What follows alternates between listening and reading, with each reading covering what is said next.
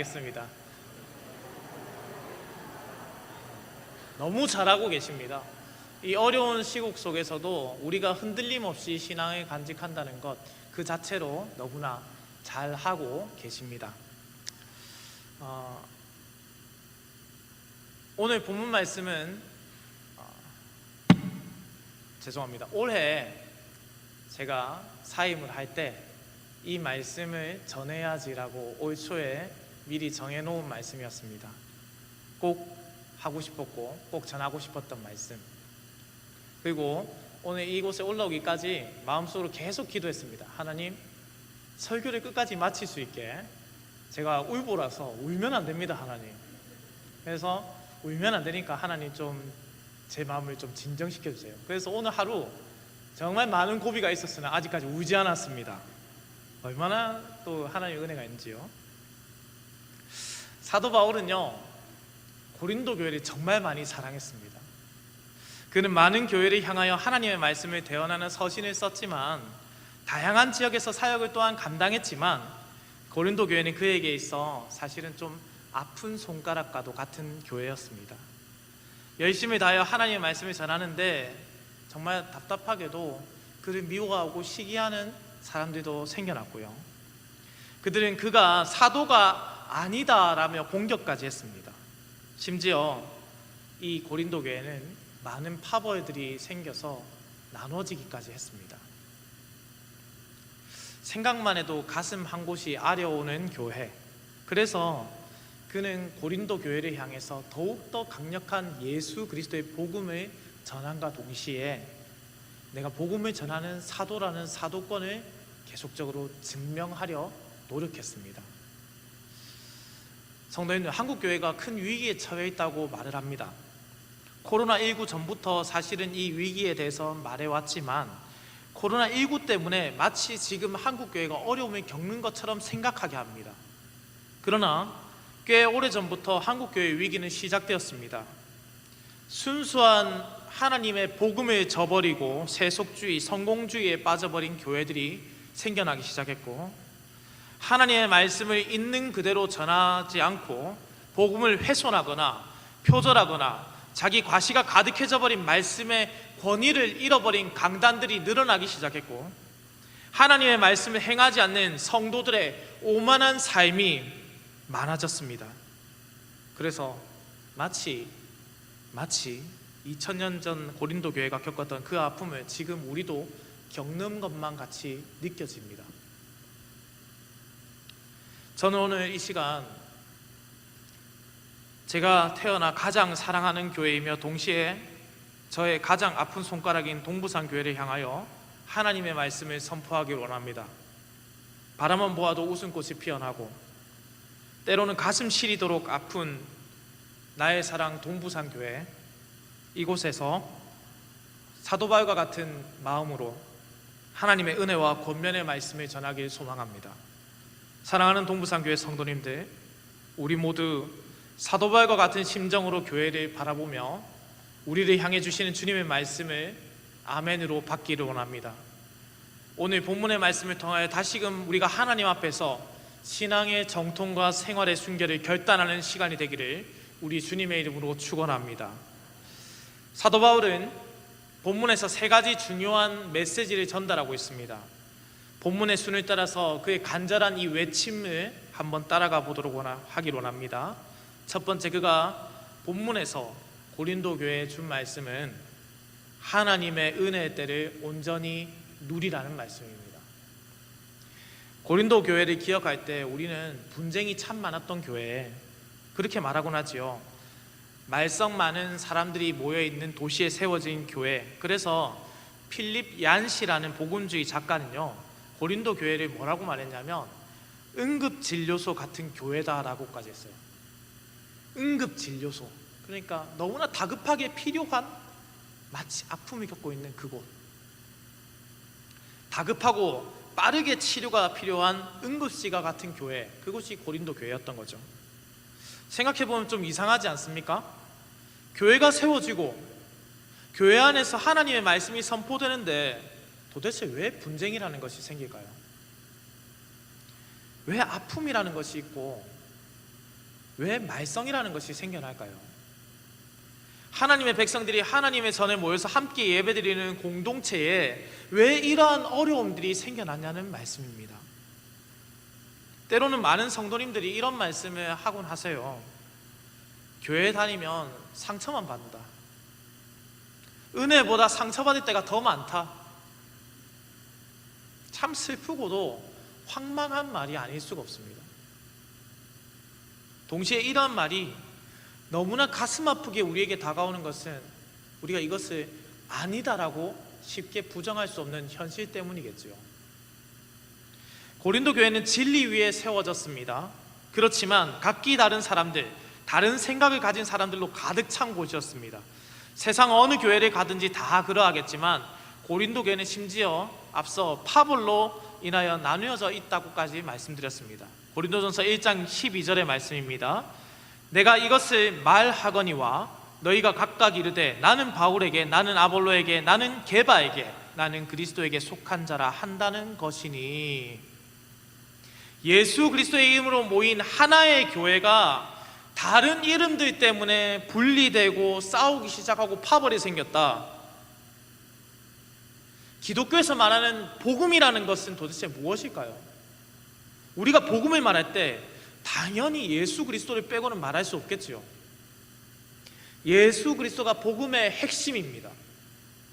예수 그리스도를 통하여 죄인인 우리가 의롭다 하심을 입는 것, 하나님과 화목하게 되어 다시금 하나님의 나라의 백성으로 살아가는 것. 어떻게 본다면 복음은 예수님을 믿어 천국에 간다라는 단순한 명제가 아니라요, 예수님을 믿어서 의롭게 된 자들이, 다시 그렇게 살아난 자들이 다시금 하나님 나라의 백성으로서 이 땅을 살아가는 것, 그것이 복음이라고 할 수 있겠죠. 만약 교회가 이러한 사명을 잃어버린다면 이는 교회로서의 가치가 많이 결여되었다라고 볼 수 있습니다. 그래서 사도 바울은 다급하게 본문에 앞서서 5장 20절에 이런 말씀을 했습니다. 그러므로 우리가 그리스도를 대신하여 사신이 되어 하나님이 우리를 통하여 너희를 권면하시는 것 같이 그리스도를 대신하여 간청하오니 너희는 하나님과 화목하라. 그리고 본문에 이어서 말씀하는 거예요. 오늘 본문에서 하나님의 은혜를 헛되이 받지 말라. 신앙과 삶이 분리된 그리스도인이 고린도 교회의 진단명이라고 할 수 있겠죠. 고린도 교회는 예수 그리스도의 화목의 메시지를 온전히 받아들이지 못했습니다. 누군가는 말씀을 듣되 그 말씀을 들은 대로 살아가지 않았고, 누군가는 심지어 다른 가르침, 흔히 말하는 거짓 교사라는 그들의 가르침에 속아 있었고 그들의 가르침을 따르고 있었습니다.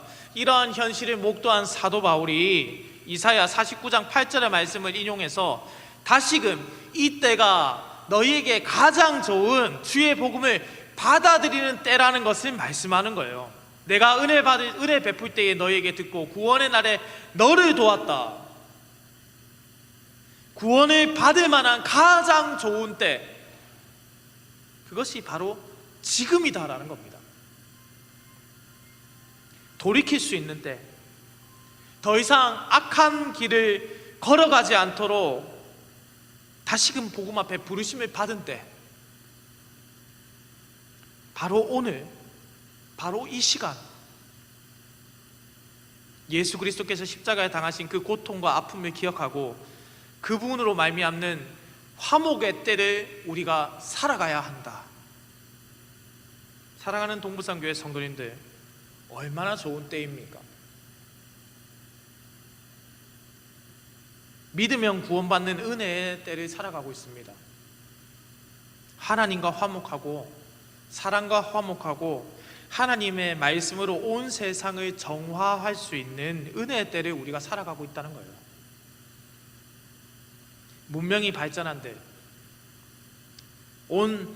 돈을 많이 번들, 가진 것이 많아지고 시간의 여유가 생긴들, 지금 우리가 이 말씀을 듣는 이 때보다 더욱 좋고 가치 있는 것이 없다는 말씀입니다. 이 시간의 은혜, 다시 하나님의 말씀으로 돌이킬 수 있는 결단의 시간, 이것이 우리에게 주어지고 있어요, 지금. 그래서 사도 바울이 외치는 겁니다. 고린도 교회를 향해서, 고린도 교회여, 하나님의 은혜를 헛되이 받지 말라. 지금 바로 여기서 그 은혜를 누려라. 우리가 이 놀라운 사랑의 은혜를 누리는 방법은 바로 화목입니다. 화목. 하나님과 화목하고, 사람들과 화목하고, 나에게 주어진 모든 하나님의 피조물들과 화목하는 것, 오직 예수 그리스도로 말미암는 화목을 누려야 합니다. 헨리 나우엔이 그의 책 이는 내 사랑하는 자요 라는 책에서 이런 말을 했습니다. 하나님의 사랑받는 자로 택함 받았다는 것은 차원이 완전 다릅니다. 다른 사람을 제외시키는 것이 아니라 포함시키기 때문입니다. 그들을 가치없는 존재로 여겨 거부하는 대신 그들만이 가진 독특함으로 인하여 그들을 받아들이는 것. 나와 다르네? 그것으로 거부하는 것이 아니라 나와 다르네? 정말 특별하구나. 그리고 받아들이는 것. 우리 모두 옆에 계신 분들, 그리고 나를 미워하거나 내가 미워했던 자들과 이제 정말 화목하기를 소망합니다. 사랑하는 동부산교회 성도님들, 주께서 주신 이 놀라운 은혜의 때를 헛되이 받지 말고 살아있는 은혜로 받기 위해서 우리에게 주신 모든 사람들과 우리에게 주신 모든 자연의 만물과 그리고 하나님과 화목의 은혜를 누리는 성도님 되시기를 주님의 이름으로 축원합니다.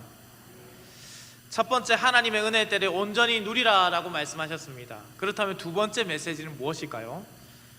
두 번째 메시지는 바른 말씀의 사역자를 세우라는 겁니다.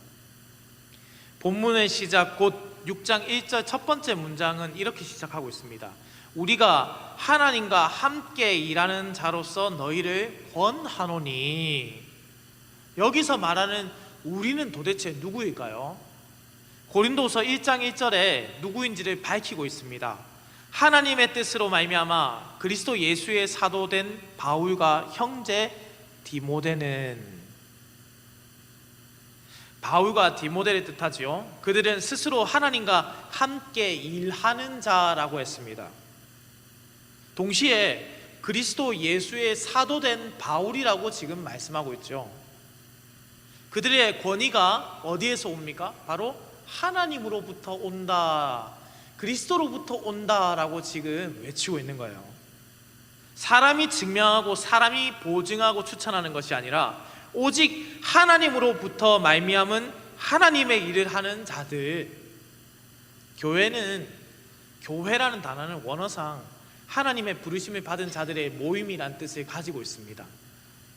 현대적 의미의 교회는요, 하나님의 부르심을 받는 자들이 모여서, 이 받은 자들이 모여서 하나님을 예배하는 공동체로서의 의미가 매우 강화되어 있지요.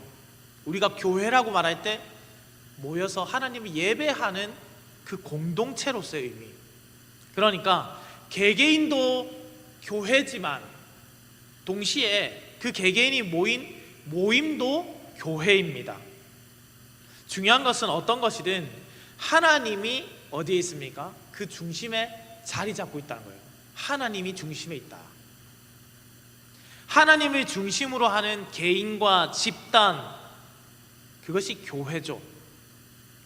이 교회에 하나님의 뜻을 전달하는, 하나님과 함께 일하는 자들이 존재합니다.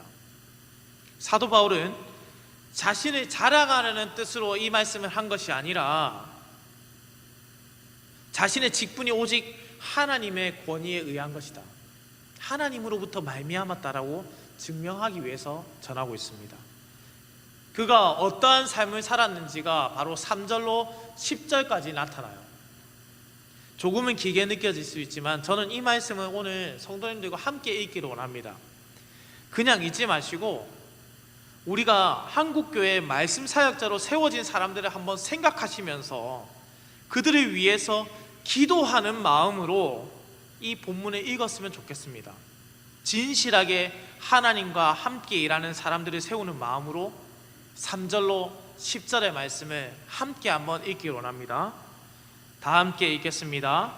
우리가 이 직분이 비방을 받지 않게 하려고 무엇에든지 아무에게도 거리끼지 않게 하고 오직 모든 일에 하나님의 일꾼으로 자천하여 많이 견디는 것과 환난과 궁핍과 고난과 매맞음과 갇힘과 난동과 수고로움과 자지 못함과 먹지 못함 가운데서도 깨끗함과 지식과 오래 참음과 자비함과 성령의 감화와 거짓이 없는 사랑과 진리의 말씀과 하나님의 능력으로 의의 무기를 좌우에 가지고 영광과 욕됨으로 그러했으며 악한 이름과 아름다운 이름으로 그러했느니라. 우리는 속이는 자 같으나 참되고 무명한 자 같으나 유명한 자요 죽은 자 같으나 보라 우리가 살아있고 징계를 받는 자 같으나 죽임을 당하지 아니하고 근심하는 자 같으나 항상 기뻐하고 가난한 자 같으나 많은 사람을 부요하게 하고 아무것도 없는 자 같으나 모든 것을 가진 자로다. 아멘. 설교를 준비하면서 이 3절로 10절의 말씀을 수십 번 읽으며 되뇌었습니다. 사도 바울이 자신의 직분을 얼마나 사랑하며 그것을 명예롭게 생각했는가. 비록 그가 인신공격과 주림과 수고로움 속에 고통 속에 있었으나 3절의 말씀에 이 직분이 비방을 받지 않게 하려고 무엇에든지 아무에게도 거리끼지 않게 하였다고 했습니다. 나의 직분이 거리낌 받지 않게 하려고, 내가 받은 이 직분이 욕되지 않게 하려고 치열하게 하나님께서 주신 직분을 지켰고 그 직분에 맞는 합당한 삶을 사도 바울이 살려 노력했습니다.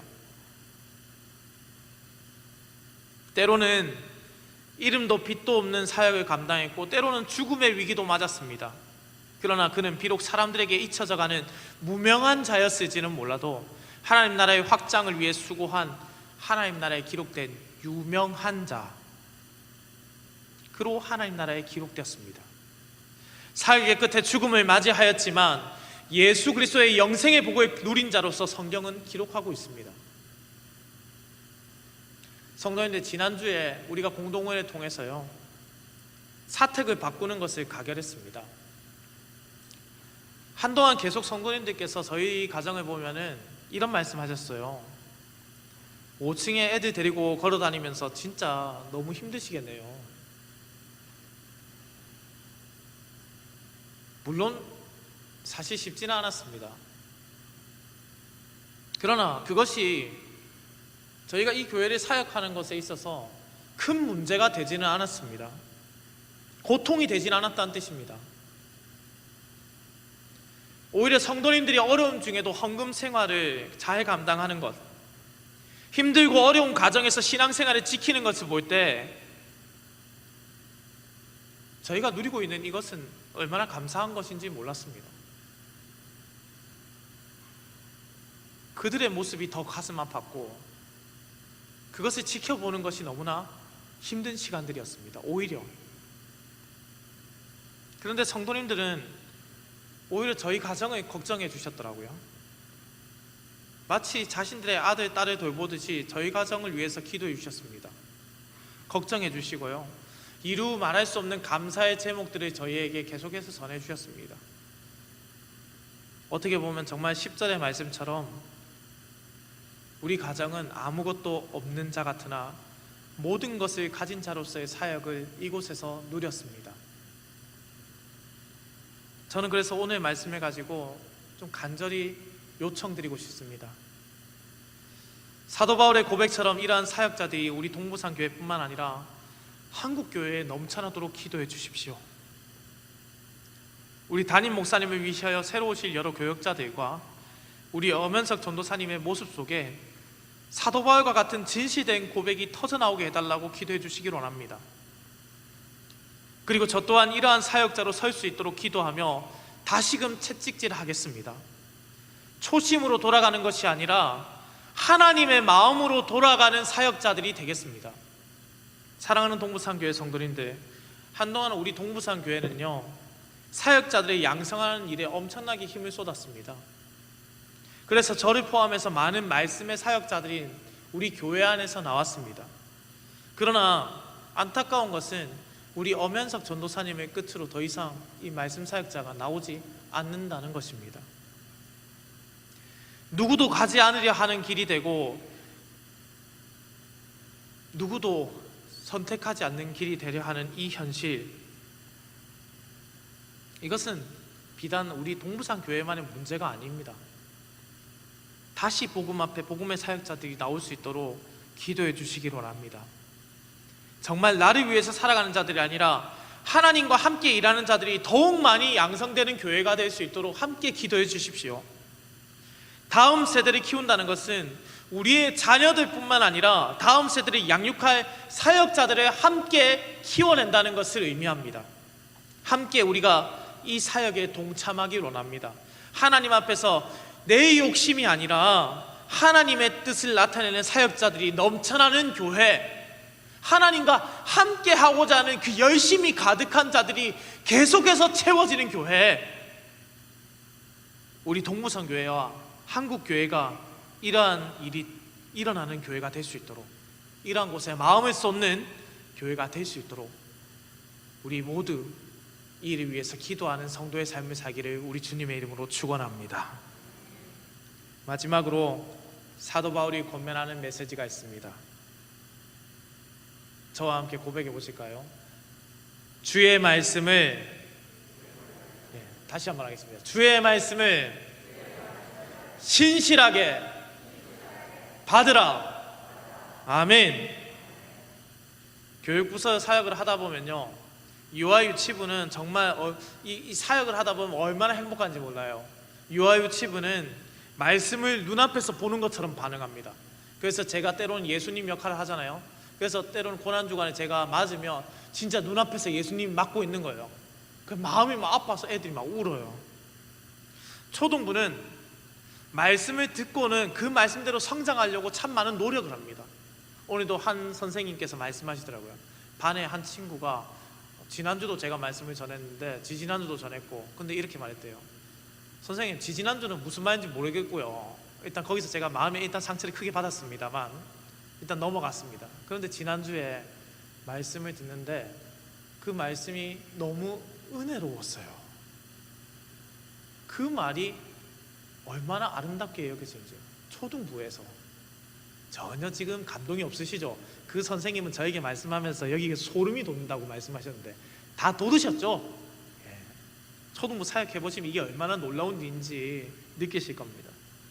중고등부는요, 정말 신기합니다. 이게 왜 신기하냐면, 중고등부 사역에 딱 가잖아요. 정말 신기한 게 뭐냐면 말씀을 안 들어요.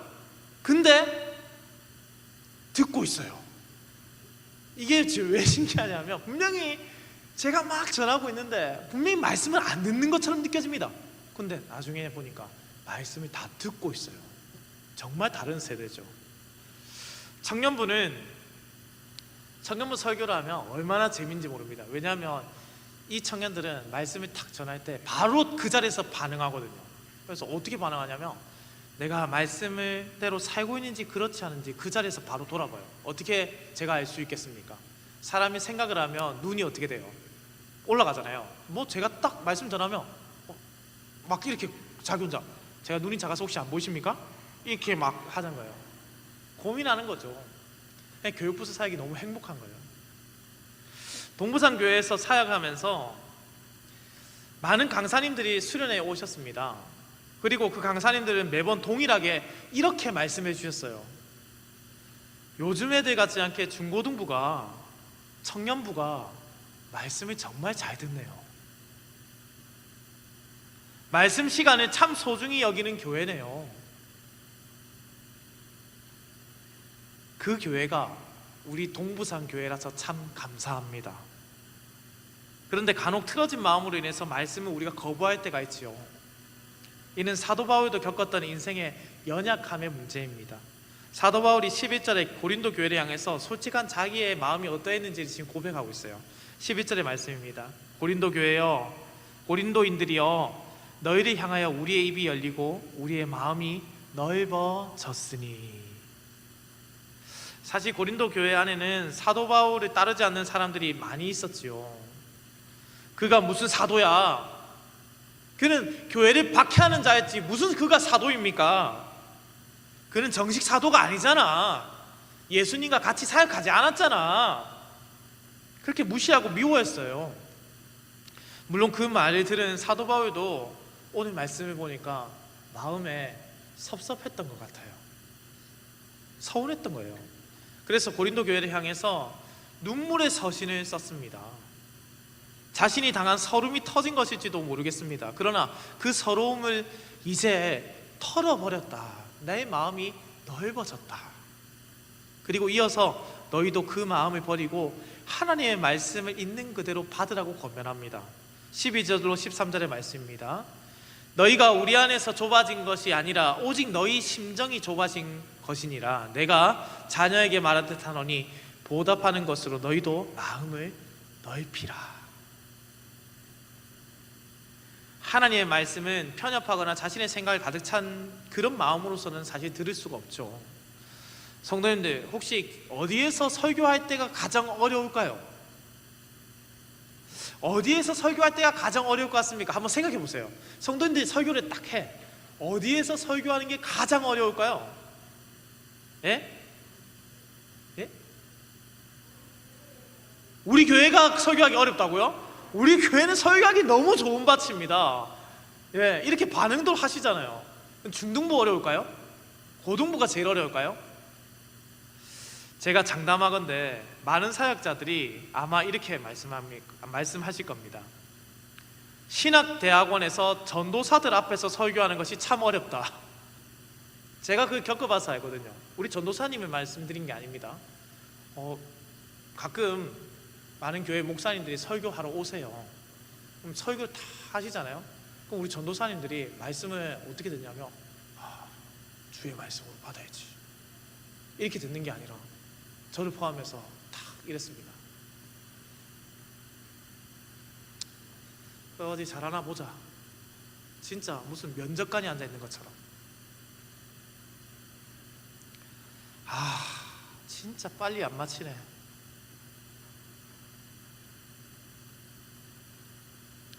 말씀을 받을 준비가 전혀 안 돼 있는 거예요. 혹자는 찬양으로 마음의 문을 연다고 합니다. 우리의 얼어붙은 마음과 차갑게 식어진 마음이 하나님이 말씀하시기에 가장 좋은 밭이 되도록 마음의 문을 열고 이곳에 오는 거예요. 때로는 사람이 싫어질 때도 있습니다. 때로는 앞에서 섬기는 사람들이 미워질 때도 있습니다. 그때 우리는 앞서 사랑과 화목하고 하나님이 우리에게 주신 말씀, 가장 좋은 은혜의 때에 하나님과 화목하고 사랑과 화목하고 하나님이 만드신 모든 피조물 세계와 화목해야 된다는 그 말씀으로 다시금 나의 마음을 열어놓고 와야 되는 거예요. 우리의 마음문을 닫는 그 모든 상황들과 여건들이 깨어 부셔버려야 됩니다. 다시금 내가 말씀 듣기 좋은 밭으로 변해야 합니다. 코로나19로 인해서 대면 예배를 드리지 않는 분들이 이로 인한 영상 예배가 익숙해졌다라는 말을 많이 듣곤 했습니다. 저희 집 아이도 하루는 이렇게 말했습니다. 아빠, 엄마, 집에서 TV로 예배 드리면 안 돼? 응, 안 돼. 안 되지. 참으로 안타깝게 그지없는 세대가 지금 유아유치부 세대겠지요. 그들은 이제 익숙해졌습니다. 영상으로 예배 드리는 것, 마스크를 쓰고 다니는 것. 그런데 그것보다 더 무서운 게 무엇인지 아십니까? 그것보다 더 무섭고 더욱 두려운 것은 하나님의 말씀을 듣고자 하는 열심이 식어져 가고 있다는 뜻입니다. 때로는 사도 바울의 말씀처럼 사람을 미워하는 마음 때문에, 때로는 말씀의 감동이 삶과는 전혀 다르게 느껴지는 그 이지감 때문에, 때로는 내 생각과는 다른 하나님의 말씀을 받아들이고 싶지 않는 그런 헛된 마음 때문에 여러 가지 이유로 말씀 시간을 소중히 여기지 않게 되고, 코로나19는 이를 더욱 가속화시켰습니다.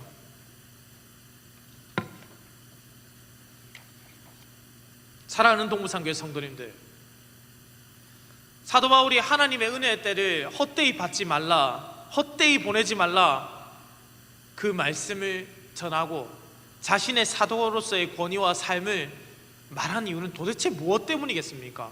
바로 이 말씀, 주의 말씀을 마음을 열어 받으라는 이 말씀을 전하기 위해서입니다. 편협해진 마음과 미움의 마음으로는 결코 따스한 사랑의 마음을 받아들일 수가 없습니다. 주께서 메가폰을 들어서 우리의 마음판에 주의 말씀을 선포해도 내가 귀를 막아버리거나 고개를 돌려버리거나 그래서는 말씀이 심어지지 않는 것이죠. 그래서 마음밭의 중요성을 성경이 역설합니다. 좋은 밭으로 하나님의 부드러운 마음으로 우리가 하나님의 말씀을 받아야 한다. 이를 위해서 다시금 말씀 사역자들의 중요성이 강조되는 것이죠. 사도 바울처럼 주의 말씀을 전함에 거짓이 없고 꾸밈이 없고 자신이 높아지려는 마음이 아니라 하나님의 영광과 예수 그리스도의 복음만이 살아 숨쉬는 이 강단, 한국교회가 다시금 말씀이 살아 숨쉬는 교회가 되기를 소망합니다. 우리 동부산교회가 이렇게 어떠한 어려움 속에서도 주의 말씀을 믿음으로 아멘으로 화답하며 마음판에 새기고 말씀으로 살아가는 교회가 되기를 우리 주님의 이름으로 축원합니다. 사랑하는 동부산교회 성도님들, 이제 말씀을 정리하고자 합니다. 지난 40년간 저를 키워준 우리 동부산교회, 저에게 하나님의 말씀을 심어준 우리 동부산교회, 예수 그리스도의 사랑을 전해준 동부산교회, 성도의 바른 교제를 보여준, 삶으로 보여준 우리 동부산교회 성도님들, 이 교회에서 하나님의 말씀을 증거할 수 있다는 것은 참으로 큰 축복이며 은혜였습니다. 말씀을 시작하며 제가 이 세상에서 가장 많이 사랑한 동부산교회였다고 말씀드렸습니다. 그러나 때로는 저에게 참 아픈 손가락이기도 했습니다. 많은 성도님들께서는 변함없이 이곳을 지키고 주의 말씀을 받았지만 믿음을 저버린 형 누나들, 동기들, 그들을 보면 말도 안 되는 이유로 싸우고 미워하는 모습을 보면, 서로에게 날성 칼을 내려놓지 않는 모습을 보면 참 많이 가슴이 아팠습니다. 그러나 교회라는 곳이 늘 아픈 곳인 것 같습니다. 세상에 치여서 왔는데 다시 교회 안에서 가시에 찔려야 했습니다. 그러나 저는 그렇게 교회가 유일한 의사인 예수 그리스도가 더욱 빛나는 곳이라고 생각합니다. 사람이 아닌 예수 그리스도만이 빛나는 곳, 그곳이 교회입니다. 이를 위해 오늘의 말씀을 기억해 주시기를 부탁드립니다. 하나님과 화목함으로 나에게 주신 이 은혜의 때를 더욱 사랑으로 나누는 성도님들 되시기를 소망합니다. 이러한 하나님의 화목의 복음을 증거하는 신실한 사역자들을 세우는 교회가 되기를 소망합니다. 그리하여 주의 말씀을 그 무엇보다 소중히 마음판에 새기고 살아가는 그리스도인들이 매일매일 더하여지는 교회가 되기를 소망합니다. 사랑하는 동부산교회 성도님들, 부디 주의 말씀에 굳게 서서 이 은혜의 길을 함께 걸어갑시다. 지치고 힘들 때 옆에서 함께 힘이 되어주고 마지막 결승선을 함께 통과하길 원합니다. 다시 만날 그날 우리 모두 하나님의 말씀을 받은 자로서 신실하게 서 있는 모습을 서로에게 보여주기를 우리 주님의 이름으로 축원합니다. 함께 찬양하기로 합니다.